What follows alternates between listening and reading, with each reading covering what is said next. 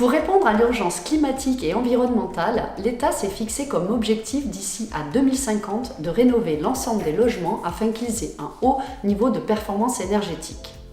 Le but étant de ne plus avoir de logements consommateurs d'énergie émettrices de gaz à effet de serre tels que le fioul et le carbone. Quel est l'objectif ?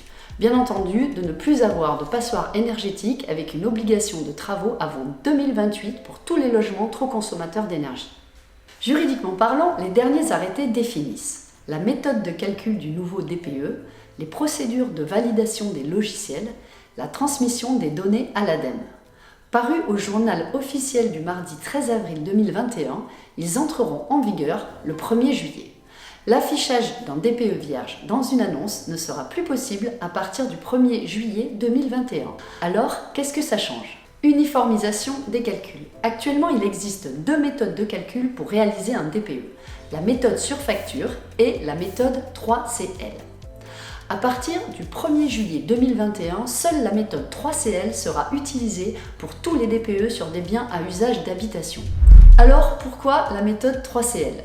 Pour harmoniser les résultats obtenus et établir des programmes de recommandation pour sortir du statut de passoire énergétique. Et pour la fin des DPE vierges sans étiquette qui existent du fait de l'absence de transmission des factures au diagnostiqueur. Prise en compte de 5 utilisations de l'énergie du logement ou local au lieu de 3. Chauffage, eau chaude sanitaire, climatisation, éclairage, auxiliaire dont ventilation. Fiabilisation de la méthode et des résultats.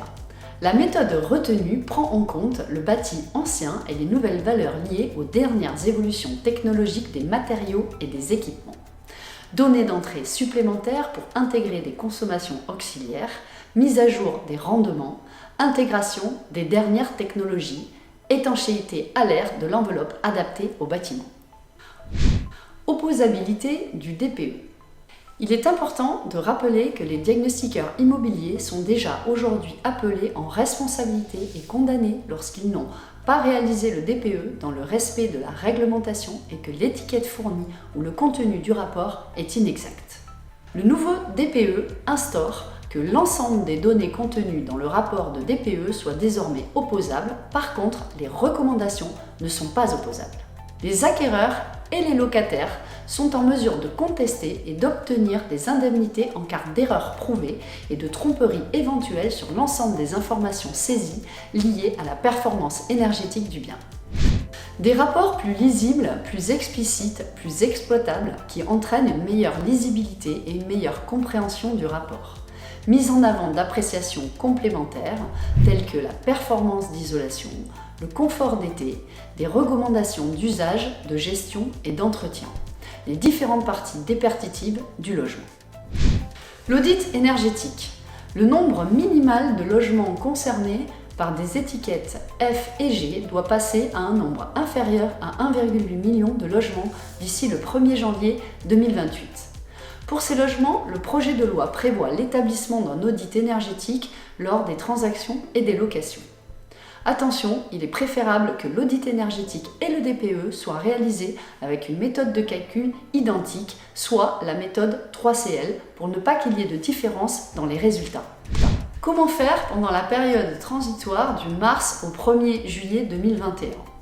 Pour les propriétaires disposant d'un DPE vierge en cours de validité ou d'un DPE étiquette F et G en cours de validité, les logiciels ne seront à jour pour éditer les nouveaux DPE qu'à partir du début juin 2021.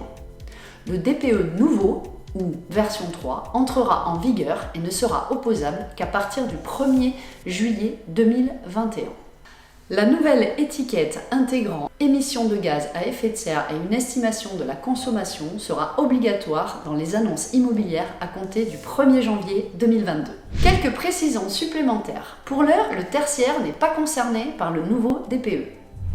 Voilà, j'espère que cette vidéo vous aura apporté toutes les informations nécessaires pour être incollable sur le nouveau DPE. Bonne vente et bonne location à tous.